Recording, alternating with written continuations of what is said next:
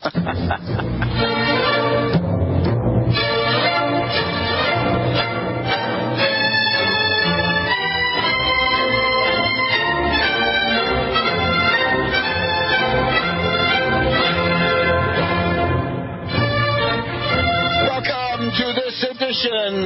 week's edition of World Crisis Radio. This is Webster Tarpley speaking to you from the troubled banks of the Potomac, where a crisis of the regime is going on. We'll be very specific about the nature of that crisis here in just a minute. But we have now got 3 or 4, maybe half a dozen important things going on that you should be aware of. First of all, we have the confirmation hearings for Judge Kavanaugh. This is a scoundrel. This is an evasive, mendacious, lying prevaricator. He should never be allowed on the Supreme Court. And apart from this guy himself, it's important for the senators to vote against this process, that the Republicans, the epicenter of this crisis that we're living through, it's the crisis of the Republican Party. Those Republicans are demanding that he be put on the Supreme Court with 90% of his record kept secret. And we know that the little here odd emails coming out, a couple of dozen emails, not more than 100, no matter what they say, those have already shown that he is unfit for the Supreme Court. Kavanaugh is unfit. And we can only imagine if we got the whole 90% and could discuss those in public, we would have an even stronger case. But right now there's already no doubt. And the person behind this, the swamp, the manipulation, the outrageous abuses of power, all of this is concentrated in a person by the name of Bill Burke, who is the dictator of what the Senate and the American people can know about this deeply flawed, absolutely unacceptable candidate, Kavanaugh. An arch reactionary, that's all I can say, but camouflaged. So Kavanaugh is going on, and we are the messengers of hope here and optimism as usual. We can see paths to defeat Kavanaugh in a Senate which is 51-49. If the Republicans lose 2, then it's over for Kavanaugh. And we can actually think of 2 to 3 that might make this possible. As for those sort of right-wing Democratic senators from areas that showed some interest in Trump 2 years ago, I'm sure Trump's support has attrited massively since then. But they can always say, yeah, I'm not a doctrinaire opponent of Trump. I voted for Gorsuch, but this Kavanaugh, this was too much. And remember that Kavanaugh is the most unpopular Supreme Court nominee in recent decades, with the sole exception of Bork, Robert Bork, the Solicitor General, the degraded individual who took orders from Nixon and fired Archibald Cox in the Saturday Night Massacre of October 1973. Cav is even worse off than Harriet Miers, an unfortunate lady who was nominated by Bush, even though she didn't have support. Who knows what kind of a justice she might have been, but she lacked the support. And therefore she had to withdraw before a vote. So this is one part of the 3-ring or multi-ring circus, the Kavanaugh hearings. We'll go through this in some depth. Then we have the coming Woodward book. Bob Woodward, one of the original Watergating duo original Watergator, along with Carl Bernstein. We know, of course, rather more about the background of Bob Woodward, who comes from the Navy, ultimately, back 50 years ago in the 60s, and someone who had connections to some top admirals, and, of course, to the Office of Naval Intelligence way back when. So whenever we see Bob Woodward, we always get the idea that there's an op going on, and I think this time is no exception. This is the book called Fear. And fear, in this case, refers to Trump's statement that Trump believes that power is fear. Well, this takes us back to the Emperor Caligula. And Caligula was the rather destructive Roman emperor who went around chanting, Oderint dum metuant.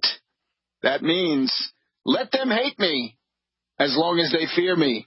Let them hate me, provided that they fear me. I don't care about their hatred. I want them to fear me. And if I have the fear, then I can live with the hatred.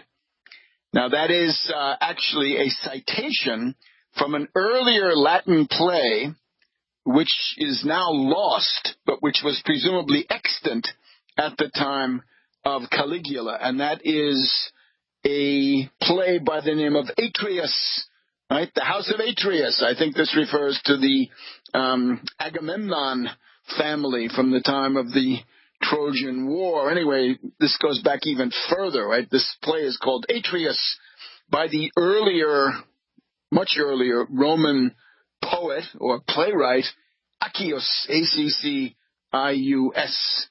So that's where you apparently find, although we don't have the play anymore, this zinger, Oderint dum metuant. Now, we only have some very superficial summaries of what was going on in this book. We'll have the whole book next week, right? You may want to read it. But then we've also got then the op-ed, the New York Times op-ed, which is apparently a note from the underground. In other words, the underground resistance to Trump inside his own White House. Isn't it interesting? It's not 17 angry Democrats. No, no, no. It's not Mueller. It's not anybody with Schumer or Pelosi or any of this. It's from inside the Republican regime, which points to problems in the Republican Party, which we want to discuss in some detail. Now, we've also got another element just put on the table today by Obama. Obama now returning to a much more active political stance and commenting, I think for the first time really at length, on the shipwreck of the Trump regime. He spoke to undergraduates and others of the University of Illinois at Urbana, the Urbana campus of the University of Illinois, and made a number of very interesting points.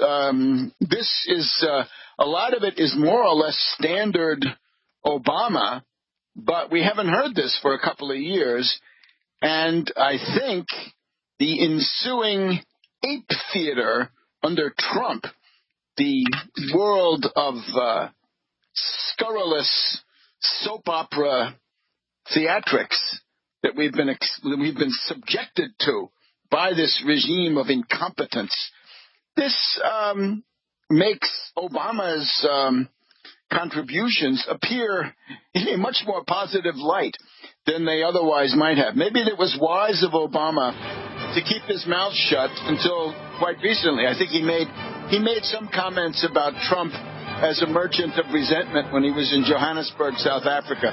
But this is the first big return. So we got at least 4 important things. And we'll be back in a minute here on World Crisis. Welcome back to World Crisis Radio. We are speaking to you from the banks of the Potomac. And we are now in the epicenter of a crisis. But now let's talk, first of all, we must identify the true nature of this crisis. There are some, like Secretary of State Kerry, who is calling this a constitutional crisis. There is something to that. It may appear superficially to be a constitutional crisis, but I would argue that at a much deeper level, we are dealing here with the death agony of the Republican Party. It is the crisis of the Republican Party. It is the death throes of a political formation which is now well launched on that path that was followed in the past by the Federalists in the 1820s, by the Whigs in the 1840s and 50s, and by the Know-Nothings in the 1850s. And in some ways, the crisis that we have today looks back somewhat to the 1850s, although we don't have to go all the way with that comparison. The crisis of the Republican Party is everywhere at the root of what is going wrong. The Republican Party needs to become extinct as a national force. We don't need the Republican Party. We don't need bipartisanship where one of the partners is a reactionary Republican. And many, many reasons for this, just a couple that we've mentioned repeatedly over time. The foreign attack on the United States on the part of Russia and other foreign adversaries is conducted through a divide and conquer or wedge issue strategy. The fomenting of divisions, the exacerbations of existing social conflicts. They don't invent them, and they aren't the first to know about them. But what the Russians are doing is to follow in the footsteps of people like Lee Atwater, going back to Bush the Elder even, and then Karl Rove more recently. They are experts in splitting. Newt Gingrich has said at different times in the 1990s especially that the purpose of his life, Gingrich's life, was to smash up the Franklin D. Roosevelt National Governing Coalition, which had made the New Deal possible. It had successfully fought and overcome a depression. It had defeated Nazism, fascism, and militarism on the battlefield. It had unlocked the secrets of the atom. It had bested the Soviet Union, Red China, and others in the Cold War, put a man on the moon, and so forth. The most successful form of social organization seen in human history so far. There's no other way to describe it. But the task of Gingrich was to smash that. And how do you smash it? Well, go back to Atwater. If you're a Republican in South Carolina, the way you do that is to play on racial divisions above all. And then we have the full Republican repertoire. Guns, God, gays, immigration, a more recent and darker addition to this litany, abortion, and similar questions. Okay? So this is the stock in trade. What is the positive content of the Republican Party? I don't know. Union busting, tax cuts for the rich, things of this sort. Over the years, the Republicans have made many, many promises to their duped and gullible base, especially the followers of the various Elmer Gantrys, right? The religious enthusiasts and adepts. And they have really, as far as those people are concerned, they've never delivered any positive improvements to their lives, but they simply respond to these situations by escalating the radicalization of the demands, until the Republican base, so-called, or appropriately so-called, base in the sense of vile, has been driven into a frenzy, demanding more and more unrealistic things and losing any contact with reality. Now, it's an explanation of the crisis that we've got now. It's not simply a constitutional crisis. There I disagree with Kerry. That's the phenomenon. But the essence, cognition according to causes, forces us to look at the mortal crisis of the Republican Party. If the key logistical points, above all, the supply line of dark money, fundamentally illegal, dirty money, a lot of it foreign, coming into the coffers of the Republican Party, right, with the help of people like Butina and similar people. If this can be interrupted, the Republican Party collapses. It is not a legitimate or viable political enterprise. Trump was their last beach, I guess, their last gasp. It reached the point where the only way to interest people in Republican doctrine, tax cuts for the rich, union busting, deregulation, and so forth, was to somehow link that to this endless, boring, interminable, disgusting, scurrilous clown show that we see all the time. And that, of course, it papers over the liberticide and, I would say, genocidal policies, right? If you really want to wipe out the Affordable Care Act, it's going to mean about 50,000 needless deaths. The fact that this administration has been unwilling, refused to have a fully funded state of national emergency over opioids, right? What with 60,000 people dying per year? Well, it simply shows that that's what's going on, whereas the attention is focused on this clown show, right? The ape theater that we are viewing. So this is it. Now, we approach it also. This is cognition according to causes, but it's also pointing towards the solution. The solution is, as we've been saying for quite a while, the Republican Party needs to collapse as a national political force. They've got to stand on the Democratic people that clean up split into pro and anti-Wall Street factions. But that will have renovated the entire system. Back in a minute on World Crisis Radio. To World Crisis Radio. Webster Tarpley here in Washington, D.C. Now, the Republican Party is not something we need. This op-ed, the New York Times op-ed, I guess we need to start with that in some ways. It calls for bipartisanship at the end. No, not bipartisanship. And then the heritage of John McCain? No. The guy was a warmonger. The biggest single policy abortion of the past 20 years was the Iraq War, and he was an enthusiastic supporter of the Afghan War, the Iraq War, the Iraq Surge, and he was in favor of war in Iraq with Iraq until the day he died, as far as we know. So on that issue, on the military strategic front, he struck out absolutely. We don't need bipartisanship of that type. That should not even be a point of view now. It's unreal. And then, ahistorical, I would say, too.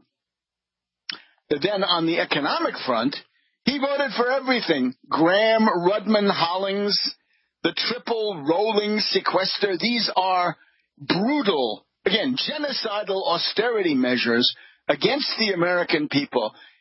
He never quite realized that he was also destroying the military establishment that he held in high regard, and which we agree is, of course, required in a dangerous world. Graham, Rudman, Hollings, he voted for the Budget Control Act of 2011.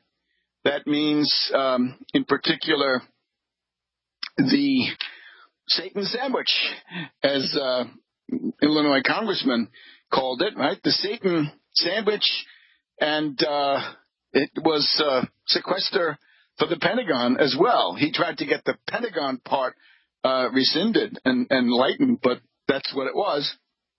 So in terms of his voting record, it's largely disastrous. So no, we don't want the bipartisanship. And of course, the secret of that op-ed, as we pointed out already, well, we've been pointing this out for the entire week. Take a look at tarpley.net. Take a look at the recent programs. You can see the headlines on here. Anybody can. For the American System Daily Broadcast, right, which comes out between Monday and Thursday. And what do we find here? That this mystery op-ed, first of all, it reflects the views of a more or less standard reactionary Republican. At the moment, that Republican reactionary is a never-Trumper, but a lot of them pass through the phase of flirtation and infatuation with Trump, joined the White House, and have now seen this Frankenstein's monster that they have set loose. So we'll talk a little bit about some of the folklore around this, but they talk about the 25th Amendment. They backed off. Constitutional crisis, well, anybody can see you have more or less that now, even though I'm arguing that it's the death agony of the Republican Party.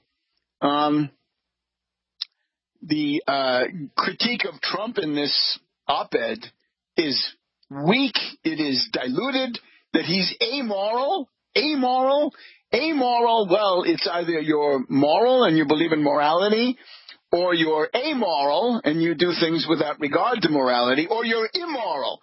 So at the very least, can't we pull ourselves together and say that Trump is immoral?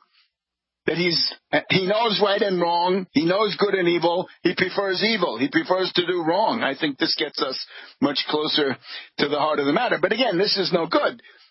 Words have been thrown around, treason, malfeasance, failure to take care that the laws be faithfully enforced. We should certainly entertain those. So it's a very superficial and narrow critique of Trump, mainly focused on stylistic questions. We are told here that historic tax reform and deregulation are bright spots of this regime. No, they are not. The historic tax reform is another step on national economic suicide. And the other thing about the op-ed is what it doesn't talk about, the part that we ought to all be worried about the most, the nuclear launch codes. This situation that we have with Trump in the White House is supposedly, they're telling us it's under control, right? Hey, people, you don't need to do anything rash or radical. You don't need to go out and vote for the Democrats. You don't need to do anything. It's all under control. We, the wise guardians here in the White House, in other words, a bunch of bankrupt political opportunists who have hitched their wagon to Trump, they want to stay there, collect their checks, and carry out their power plays. We don't trust that. We have no confidence in these people, because what happens if Kim Jong-un goes south? What happens if other crises occur? What's it going to be? And therefore, who has the nuclear launch codes? Trump has the nuclear launch codes. This is unacceptable. We've got to protect the nuclear launch codes. And we've talked during these broadcasts, you remember, Secretary of Defense Melvin Laird, back in the first years of the Nixon regime, and especially then throughout the regime, Henry Kissinger, NSC Director, Secretary of State, and then James Rodney Schlesinger at the Pentagon set up a system where they built in an override that military commanders were instructed to disregard, to ignore orders from Nixon, who of course at this point was raving, barking, drinking himself under the table, a psychological and physical wreck. They said, don't obey those orders without checking back with Kissinger, Schlesinger, and so forth. Tell us about your system in that regard, dear anonymous, right? Mr. X or Madame X, as they might be called. So it's the entire description is very faulty. The idea, once again, is that this op-ed is virtually damage control for desperate Republican opportunists. They want to stay in the White House. They didn't have the guts to invoke the 25th, and therefore the bigwigs, the GOP bigwigs, have the White House under control. So you don't need oversight. You don't need the Democrats. You don't need to vote for a Democrat for the House, according to this op-ed. So it's all under control.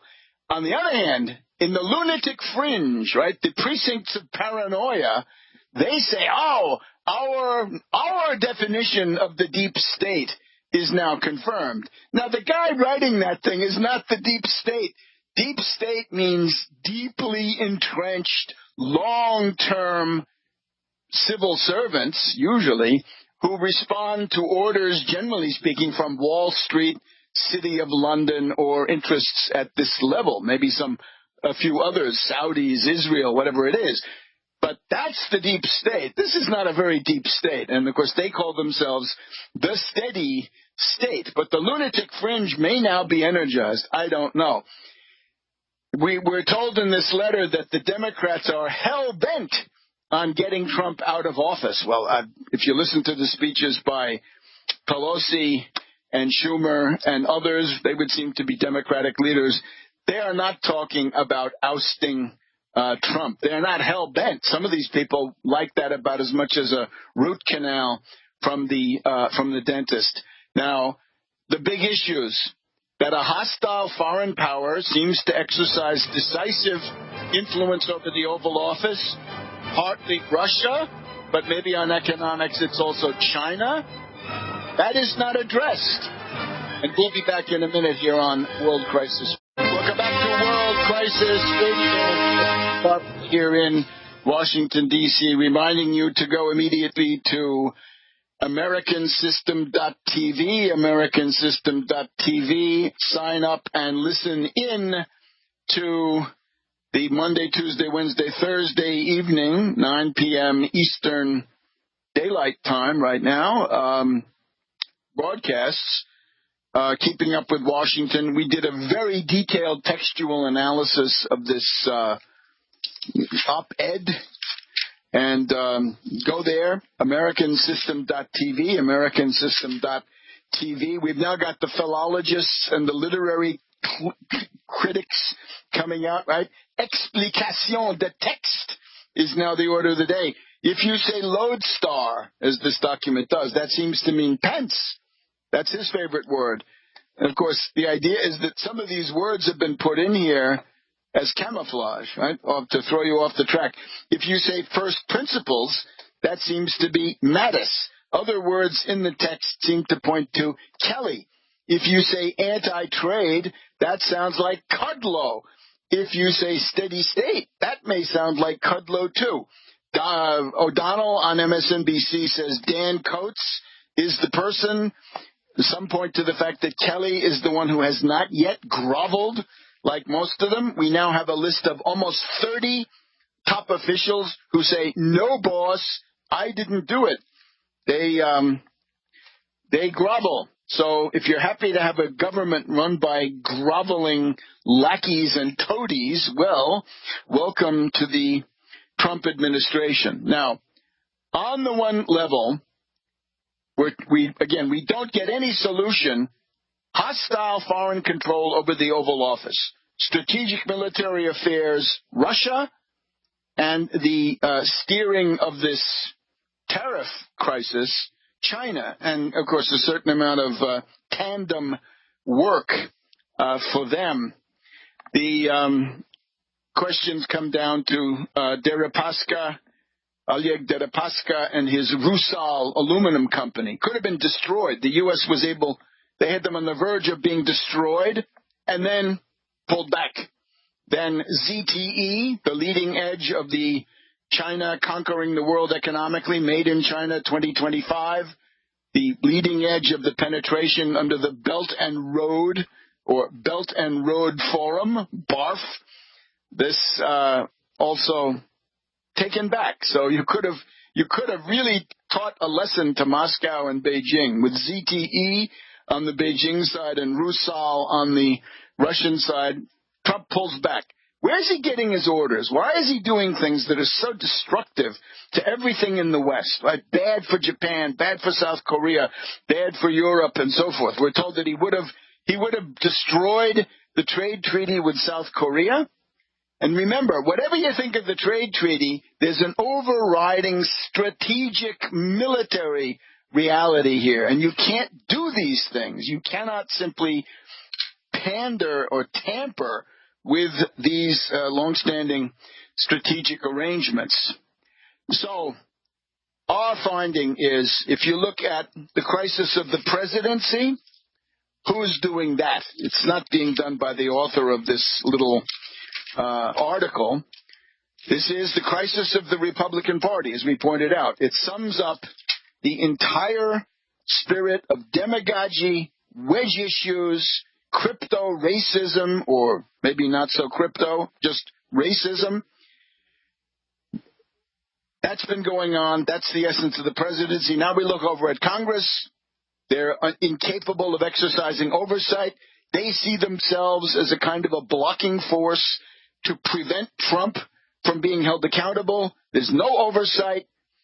The House Intelligence Committee spews state secrets to the world, tries to take down the capabilities of the FBI, right? We discussed the other day how people like Bruce Orr, Peter Strzok, Lisa Page, and so forth, along with Brennan and along with others. Whatever you think about these people, right? Maybe you don't like what Brennan did after 9/11. Me neither.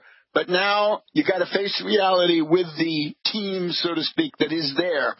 And this would mean realizing that in operations against Russian oligarchs who are predatory billionaires up to their necks with the mafia, those are the people who did the heavy lifting, right? Dealing with people like Deripaska and Mogilevich and so forth, so that now these people are more or less knocked out, right? And this game of stripping people of security clearances, this also seems to be a sabotage of ongoing national defense operations. I think this is a very serious point. You may be reading that before too long in a bill of impeachment, because surely that has got to be a problem.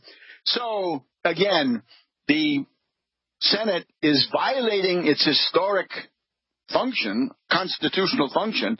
They're supposed to be there to advise and consent to nominations to the Supreme Court. And instead we have this railroad machine, simply a conveyor belt to take reactionary and fascist judges and plots them on the court so that they can deliver the sorts of things that will be agreeable to the billionaire class. Now, that is destroying public confidence in the laws and in the Supreme Court, right? It's clear what the Supreme Court is at this point, right?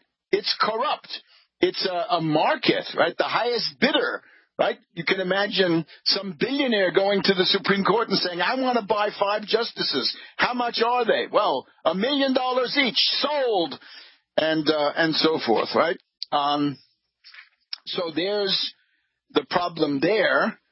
And then you look at other parts of government. The general rule is that when you find these spectacular abuses, trace them back to their causes, and you're dealing with issues of the Republican Party, or should we say the Russo-Republican Party, right? The party of the foreigner, the party of treason in many ways. Now, let's also, however, look at a deeper level. You can make an argument, as I summed up, that this New York Times op-ed is essentially damage control for Republicans, obviously written by a Republican, given the things that he says he likes. But there's the side, of course, you don't need to do anything. We've got it under control. And the other side is this is a way to get the paranoid legions going, because you're showing them a specious example, an artificial example of what they think of as the deep state, which is not the real deep state at all. Right? Deep state does exist, but it's not somebody who's a Trump political appointee in the White House. That's not deep enough to qualify. But then the likely effect, right? Where is this going to go? Trump is being goaded into a paroxysm of paranoia, flailing, witch hunts. He wants to have lie detector tests. He's ordering the FBI and Sessions to investigate his political enemies and so forth. Does any of this seem familiar? I think it ought to. It takes us back to Nixon. In other words, I think at the deepest level, or one of the deeper levels, right? Because there are multiple levels of deception and camouflage and so forth, right? There are boxes within boxes. The Russian Matryoshka doll, right? Little dolls, each one inside.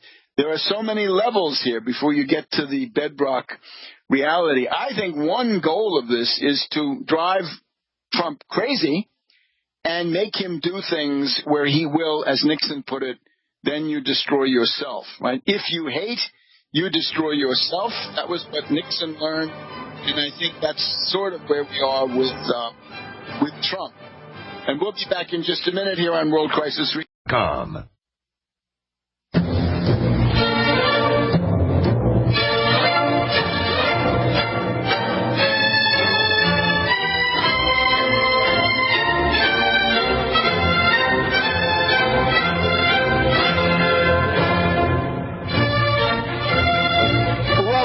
To the second hour of World Crisis Radio. This is, once again, your host, Webster Tarpley, speaking from Washington, D.C. on the afternoon of Friday, September 7th, where we've been having some precipitation coming through.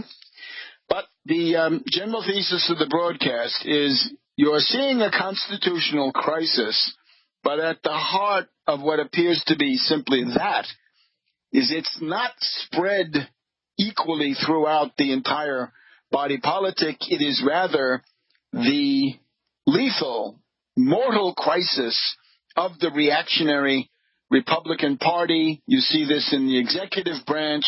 You see it in the legislative branch. You see it in, of course, the judicial branch with Kavanaugh, who has to be defeated and exposed. And you can see this also in the states if we want to go down to that level. Anywhere, in other words, it's a total crisis. And the goal is that the Republican Party should not. It has forfeited the moral fitness to survive, and it should dwindle to a force in regional, local elections for racists and reactionaries in the Deep South, the High Plains, the Intermountain West, and so forth, and decidedly a minority party. And they've wrapped themselves up with Trump. They are lashed to the carcass of Trump like Captain Ahab was lashed to the carcass of Moby Dick. And down they go. Now, the comparisons, though. On one level, the New York Times op-ed it seems to be ultimately favorable to Trump. One wonders, right? Apart from the stuff about how he's incompetent, the other arguments seem to work well. There was a representative of the Christian Broadcasting Network the other day who came on and said, this is all good for Trump. There's nothing here that Trump needs to worry about. Now, let's then wonder, if he goes berserk, if the paranoia becomes overwhelming, what might he do? What might he order? Well, as usual, history is the teacher, and we go back to the previous time we had an unprincipled populist adventurer in the White House, that would be Nixon. And what did he do? Nixon was pursuing the Vietnam War. Nixon knew that even under LBJ, towards the end, Vietnam leaks coming from a hostile bureaucracy were the bane of his existence, and Nixon wanted to stop leaks. He was obsessed with this starting early on in the presidency, and especially then in June 1971, the Pentagon Papers. Now, we've argued before, there's really nothing that special in the Pentagon Papers. If you went to see this movie, the movie here with Meryl Streep and with Tom Hanks and Sarah Paulson by Spielberg, the director, there are these Pentagon Papers. It's a series of things prepared by Leslie Gelb and Morton Halperin. But what is so special about this, right? What's the big deal? Well, there is none. It's all stuff, again, I've said it a million times. If you were reading the Italian or French press, and I was, you knew all this stuff. You knew more than this. There was nothing so special in these Pentagon Papers. But the idea was somehow Nixon had to be goaded into a frenzy of paranoia, and he would have to lash out. So he tended to fall for it. In September of 1971, Nixon tells Haldeman, White House Chief of Staff, went to jail, that the interest of the leftists was to forget about the Pentagon Papers, but ours is to play them up. Why? What is there? Does it really make LBJ look bad? It didn't work. Now, as soon as this happens, though, we get into this area of illegal activity. And this is, once again, my sources, Stanley I. Cutler, The Wars of Watergate. And at various points, you've got to throw in Silent Coup by Len Kolodny and Robert Getlin. That's the alternative thesis on what's going on. So here we go. One of the more bizarre byproducts of the Pentagon Papers affair was a plan to either raid or firebomb the Brookings Institution, I think on Massachusetts Avenue then and now, and to pilfer papers there belonging to Leslie Gelb and Morton Halperin. These were the people who had prepared the series and who released it through Ellsberg, right? Ellsberg being somebody who had a Damascus Road conversion from nuclear target planner to peace angel and dove. So this Brookings plan has been described to us by Ehrlichman, Dean, and Caulfield. Anyway, it happened. And Dean also tried dirty tricks, the guy you see on TV all the time. He wanted to put the squeeze on the Brookings Institution by denying them government contracts and by delving into their tax returns. Now, out of this comes the adversarial, angry relation between the press and the Nixon regime. And then come the plumbers. Now, something like the plumbers had been created by Nixon and Ehrlichman back in 1969. Let's have a little group right here in the White House.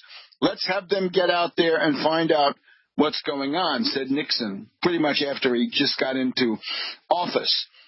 Then they wanted to force J. Edgar Hoover and the FBI to do lots of things, including illegal things, to go out and find the leakers. So after June 1971, Nixon, quote, wanted to light a fire under the FBI in its investigation of Ellsberg and to keep the department and agencies active in pursuit of leakers. If there was a conspiracy, I wanted to know, wrote Nixon. I wanted the full resources of the government brought to bear in order to find that out. If the FBI was not going to pursue the case, why? Then we would have to do it ourselves through this in-house secret intelligence group, the plumbers, right there to attack the leaks.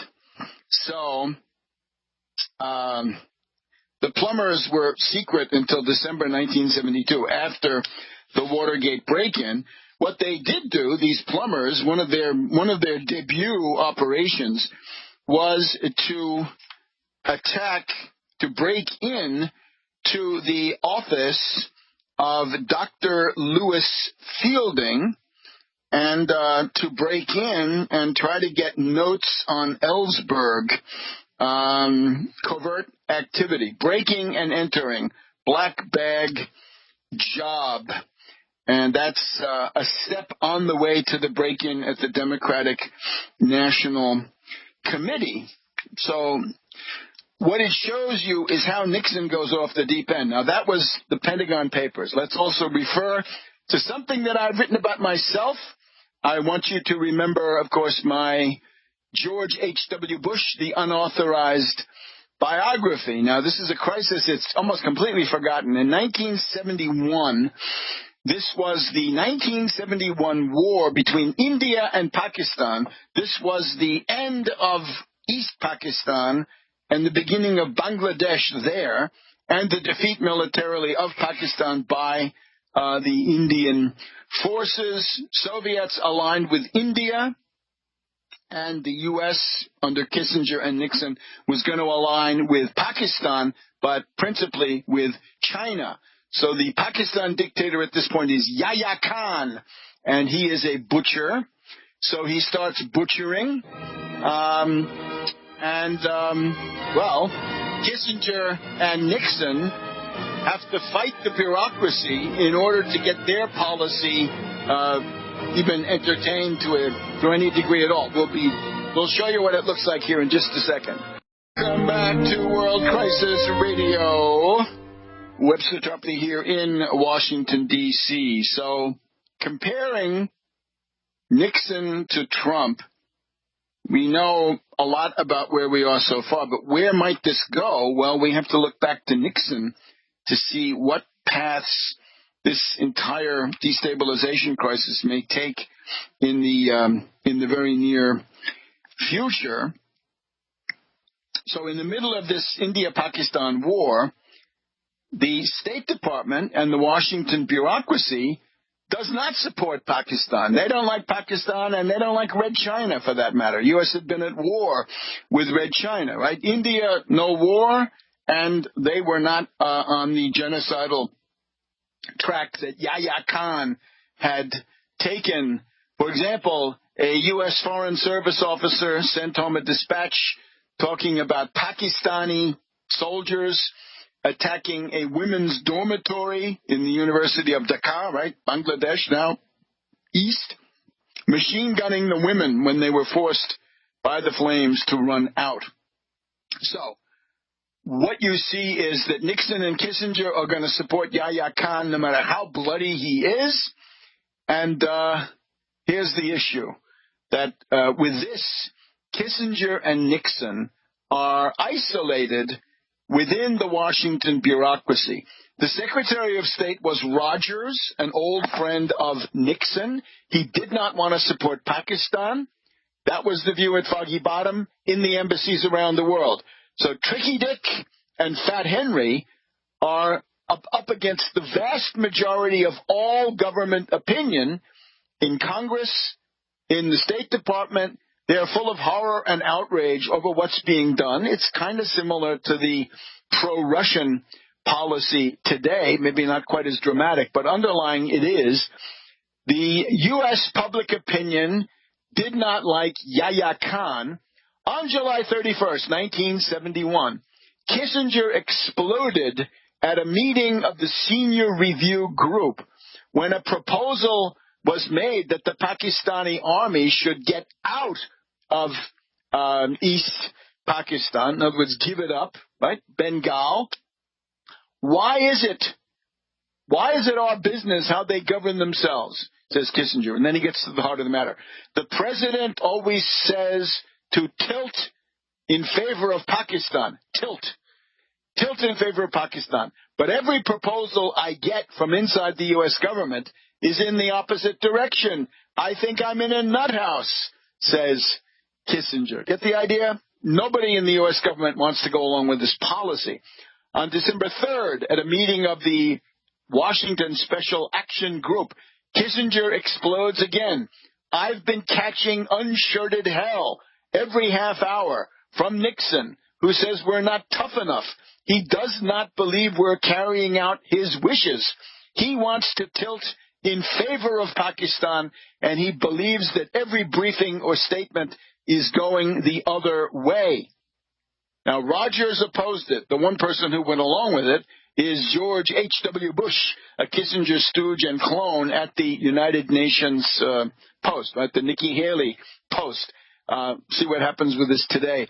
I'm reading here from my own work, right, the unauthorized biography of George H.W. Bush. You can get this. This is Chapter 11, George Bush as United Nations Ambassador and Kissinger clone. And let me just illustrate one more clash here. As the crisis is coming to a head, December 9th, the State Department and other agencies were seeking to undermine the Nixon-Kissinger-Bush policy through damaging leaks and bureaucratic obstructionism. Nixon was beside himself over the damaging leaks.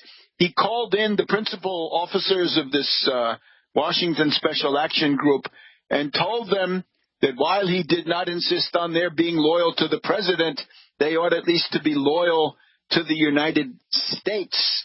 Among those Nixon insulted was the veteran, widely respected Undersecretary of State Alexis Johnson, but the leaks only increased. Now, this whole thing goes towards what is probably the least documented thermonuclear confrontation between the U.S. and the Soviet Union of the entire post-war period. It's a hotline operation by Kissinger and Haig on the U.S. side talking to Moscow saying, we've got the U.S. fleet in the Indian Ocean, and you Soviets stay out of it. Don't dare come in favor of India. The idea being they wanted to show the Chinese communists, Xu Enlai and Mao in Beijing, that the way to go is to have an alliance with the U.S. And in many ways, quite apart from this immediate Trump focus, this is the beginning of the China card. This is the beginning of the rise of China. And what we're seeing here is the original sin, right? The inherent fallacies and crimes and mistakes of this entire thing. And in some ways, it's a path to where we are today. All right. So the other thing about the bureaucracy we have to bear in mind is that there were people not only in the State Department, but in the Pentagon who opposed Nixon and Kissinger.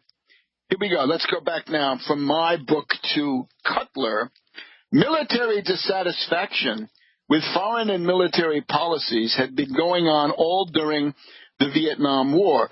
The head of the Joint Chiefs of Staff, Admiral Maurer, and I said I met him at different times, he bitterly remembered foolish and soft policies towards North Vietnam. The guy who then replaced Maurer, Admiral Elmo Zumwalt, came close to accusing Nixon and Kissinger of treason and to accusing Kissinger of being a Soviet sympathizer. Zumwalt, the Navy, notice this is the Navy seems to be the center of this.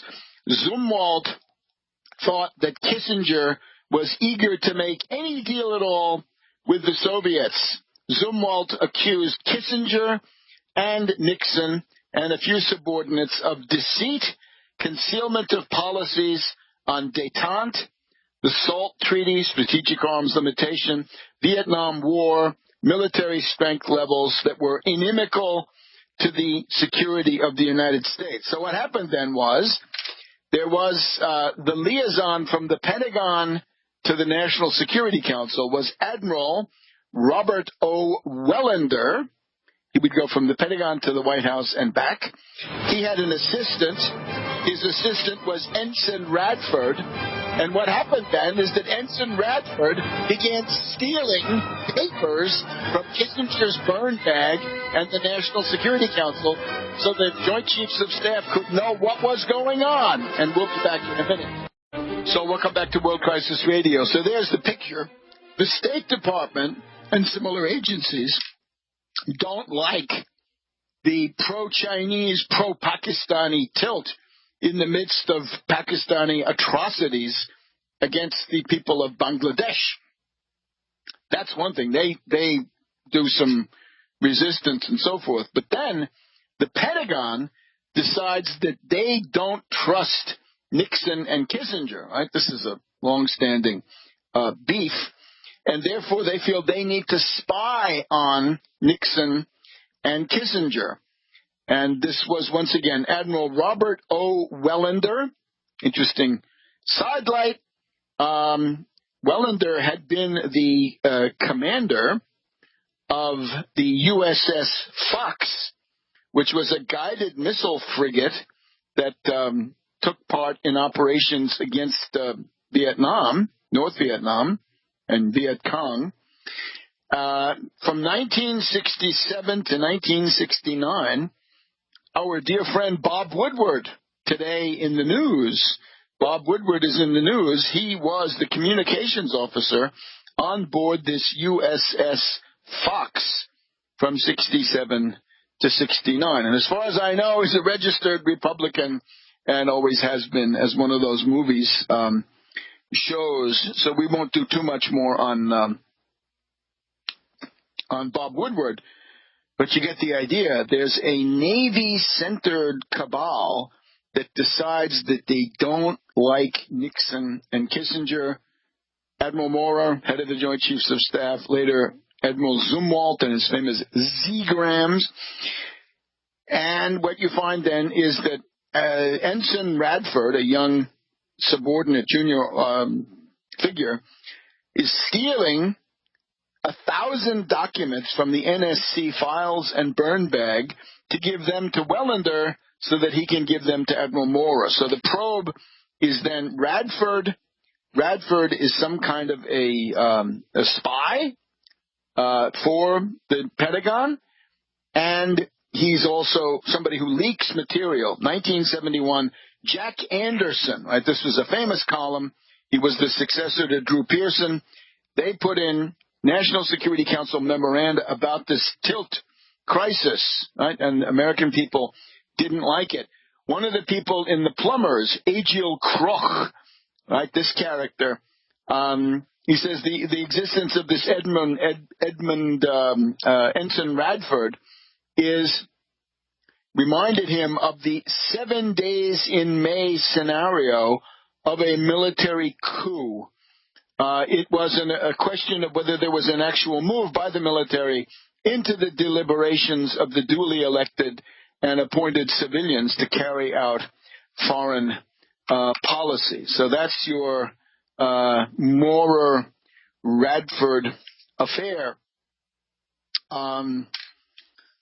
All kinds of operations attempt to discredit Jack Anderson and others. Now, Nixon was always demanding that J. Edgar Hoover do more, and J. Edgar Hoover was saying, well, you want me to do illegal things, I'll do them, but I've got to have a signed order from you, your signature on an order ordering me to do illegal things. So all of this, of course, may be relevant or it may not, but it may also suggest what's going on behind the scenes and where might this lead, right? Assuming Trump goes bonkers, assuming the paranoia becomes overwhelming, what might he do?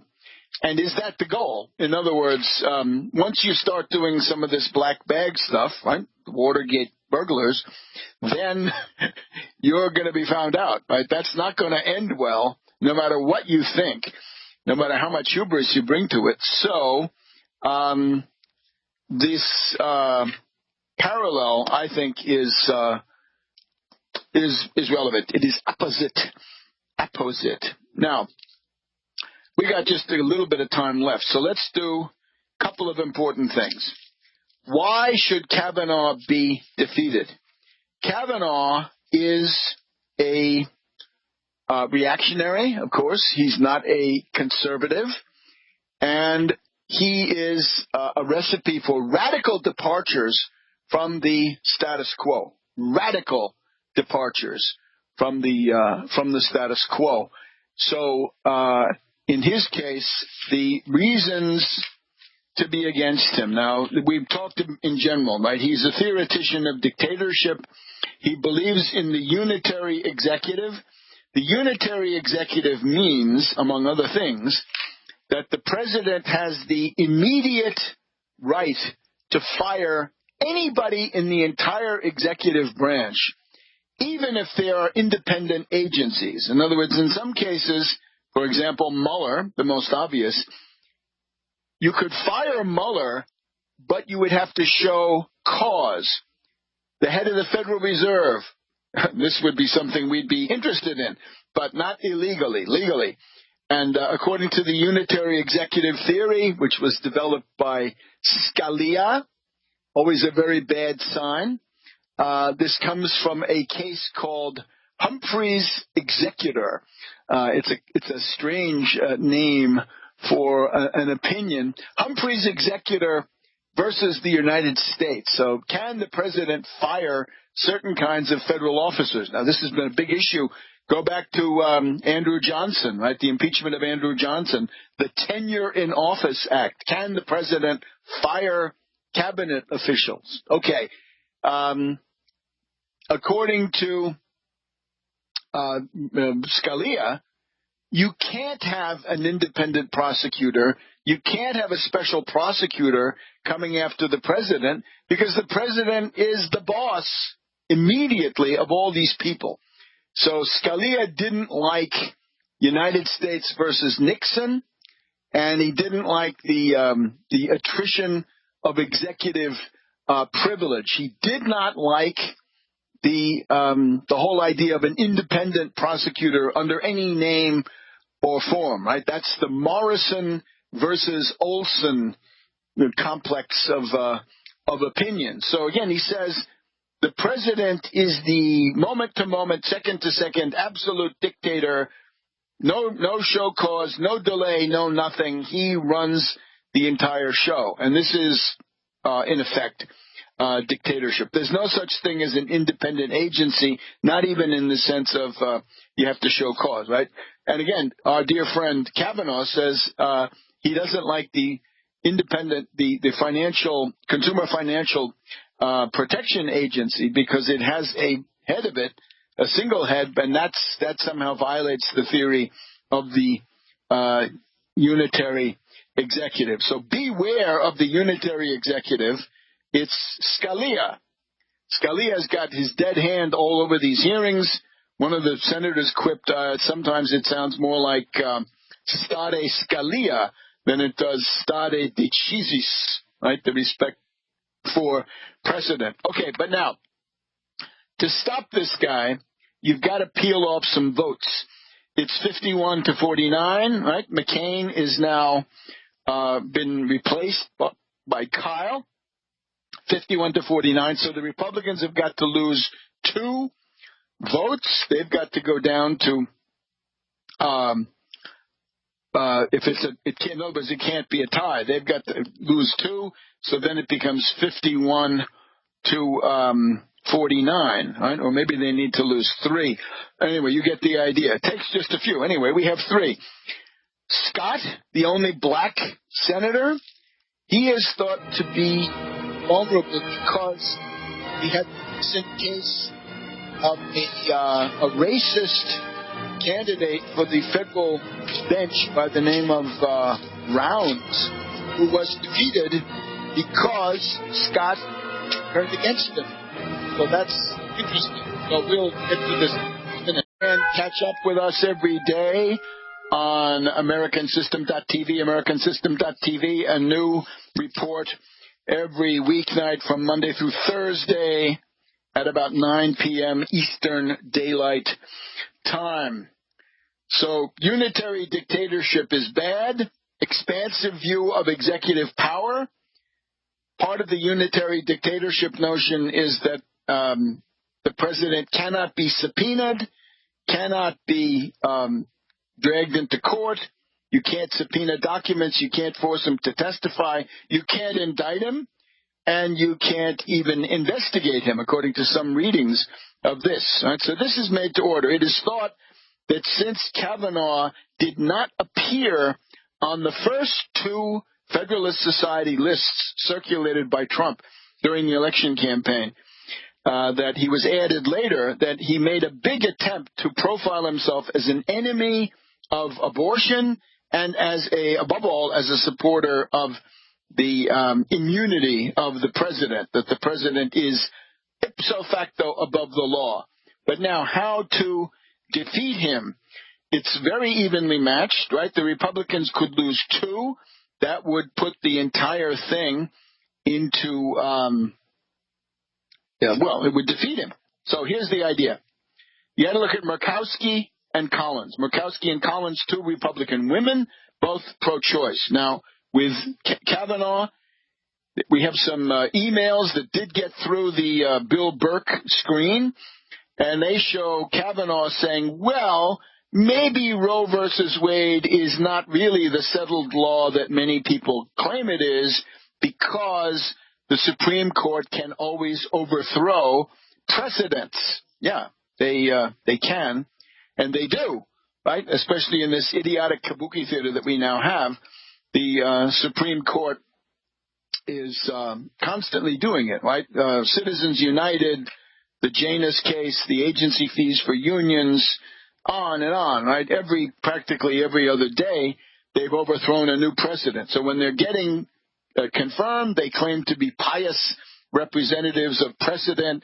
They're not activists. They don't legislate from the bench. But then that's exactly what they do. More than the leftists, far more leftists for the sort of centrists, I guess, that we have. So Kavanaugh says, Roe versus Wade, maybe that's not so settled after all. That ought to strike fear in the hearts of Murkowski and Collins, because I think both of them have pledged that they will not be the means of taking away this really elementary fact of personal autonomy for women in the modern world. Yeah, that's important. There's also the complicating matter that in the course of these hearings, Kavanaugh says that birth control methods are the equivalent of abortion.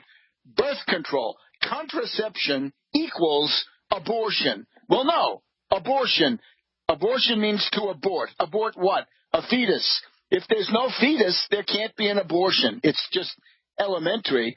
So this is reactionary jive talk coming from Kavanaugh. So with this, it's if Murkowski and Collins have any honesty and any dignity at all, we don't know, we'll find out, they can't be in favor of this guy. Then there's the question of affirmative action. In other words, programs that attempt to redress previous discrimination, prejudice, and the damages coming from them. A couple of quotes from his emails where he says, affirmative action is a naked set-aside to African Americans, to black America. Well, that may not go down well with Scott. There's also another quote where he says, any kind of affirmative action for native Hawaiians, right, indigenous Hawaiians, essentially pre-European groups, right, been there all the time, Polynesians, that the native Hawaiians, giving them affirmative action is once again a naked set-aside for these Hawaiians. Now, Hawaii is all Democrats, right? Hirono, in particular, in these hearings, quite outspoken. But in Alaska, you've got Eskimos, and Murkowski has to think about the Eskimo vote in Alaska. So that may be a vulnerability right there. So I think you can see, in addition to the big sweeping things, are you a puppet of Trump? Are you for this unitary executive dictatorship that the president is above the law and related things? Why do you oppose the Consumer Finance Protection Bureau and so forth? There's also a concrete possibility to stop him. So we are hoping for a smoking gun. We may have it already. It's going to take a while. Senator Harris went through a bunch of questions about, have you had contacts, dear Kavanaugh, with the Kasowitz law firm, and apparently he is a crony. He pals around with one of the important partners of the Kasowitz law firm, which, once again, that sort of links him through a not exactly transparent connection to Trump. So if you have such smoking gun material, please do come forward, because this is not going to be automatically revealed in a normal process. So we had this guy, Bounds, I'm sorry, not Rounds, but Bounds. Ryan Bounds was on his way to becoming a federal appellate court judge under Trump. He was found to be a raving racist, and Senator Scott of South Carolina cast the decisive vote to defeat him. So there may be some hope of peeling off two of these Republicans. Now, that, of course, beggars the question, what would Manchin, what would Donnelly, Heitkamp, and these other people? And again, what will they do? I would recommend that they should say, remember that if you voted for Gorsuch, that ought to be enough. You don't have to vote for every Republican monstrosity that comes down the pike. Now, the other thing today, and it's in some ways a positive note, right? Obama has now rolled himself out for the autumn campaign. And once again, after a steady diet of ape theater, these comments from Obama in some ways do make quite a bit of sense. I would look at this, and I urge you to listen to it. The idea that democracy can be made to work. You don't need to be a pessimist, right? You don't need to think about crippled America and crippled American carnage. Obama wants you to vote. That's the big message. Vote, vote, vote. I urge you to vote. I agree with that 1,000%. Get yourself ready to vote. You want to vote against the Republicans, vote against Trump. Find the best way to do that. It's usually the Democrats. There may be exceptions, but this is the Obama speech. There are elements of optimism, right? He says, well, it won't be perfect, but better is better. Better should not be rejected. Better means, dare I say it, progress. Progress, optimism. These are absolutely alien to Trump. Trump is not aspirational in any way. Now, we've had others who have been aspirational in a phony way. And, of course, if we had Obama here, we'd say, why didn't you stop the Russian interference? Why did you serve Wall Street? I can remember that we had to fight Obama tooth and nail to get him, to prevent him from imposing the chained consumer price index on the entitlement programs to gouge them as a means of tricky austerity. Well, now he sounds like he's in favor of Medicare for all and for debt-free college. Now, these are things that he did not support. He is for Medicare for all and debt-free college. Now, this more or less means that these can now become the standard orthodoxy of the Democratic Party. And that, dear friends, is progress.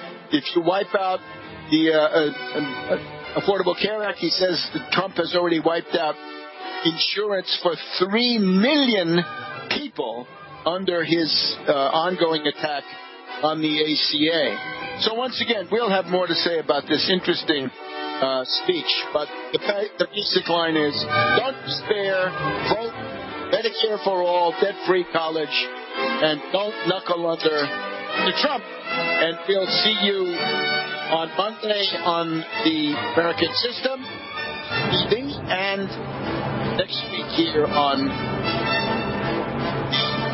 World Crisis Radio.